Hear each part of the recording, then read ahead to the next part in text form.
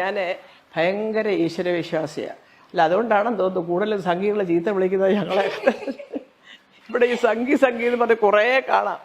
എന്നെ തെറി പറയുന്നതാണ്, എൻ്റെ കുഞ്ഞുങ്ങളെ അത് പറയുന്നവരോട് എനിക്ക് ഒന്നും പറയാനില്ല. എന്തറിയുന്നു വിഭവം, മുകളത്തെ വാക്കുകളെ ഉപയോഗിക്കുന്നില്ല. എന്തറിയുന്നു വിഭവം. കാരണം ഞങ്ങളെപ്പോലെയൊക്കെ ഒരു ഈശ്വര ചിന്തയും ഒരു ചിട്ടയും അടുക്കും ചിട്ടയൊക്കെ ആയിട്ട് മക്കളെ വളർത്തുന്നവരും, അല്ലെങ്കിൽ അതുപോലെ തന്നെ ഞാൻ ഇന്നും നേരം വെളുത്ത് എഴുന്നേറ്റാൽ കുളിച്ച്, ഞാനങ്ങനെ പൂജ മുറി ചെന്ന് 10 പേര് കാണുകയൊന്നും അല്ല നാമം ജയിക്കുന്നത്.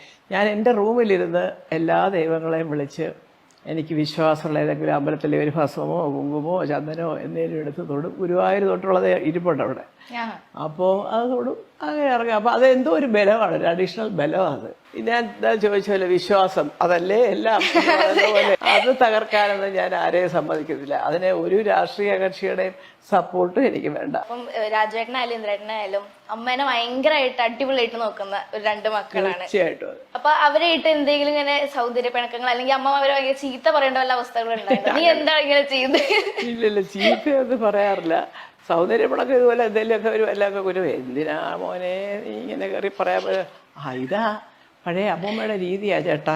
അയ്യോ മക്കളെ ചക്കരയെന്ന് പറഞ്ഞിരിക്കും, അമ്മയെ തെറിയും വിളിച്ചുകൊണ്ട് പോകും ഓരോരുത്തരെന്നൊക്കെ പറഞ്ഞിട്ട് ഇങ്ങനെ.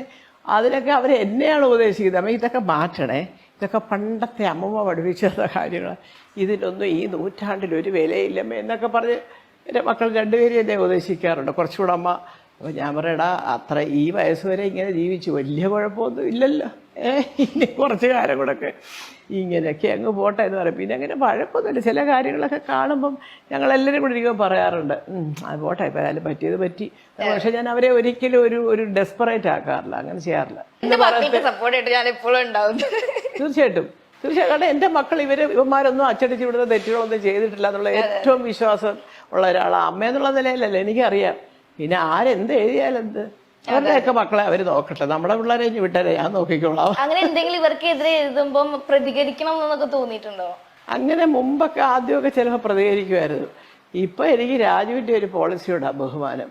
എന്ത് കേട്ടാലും മിണ്ടത്തില്ല. അതാണ് ഇപ്പൊ രാജുവേട്ടൻ കൊണ്ട് നടക്കുന്നത്. ഞാനത് കണ്ടുപഠിക്കുക, അല്ല മിണ്ടാതെ നടക്കും. കാരണം എന്തിനാണ് പ്രതികരിക്കുന്നത്? പ്രതികരിച്ചാൽ പിന്നെ എന്താ, ഇവരെ എഴുതത്തില്ലേ?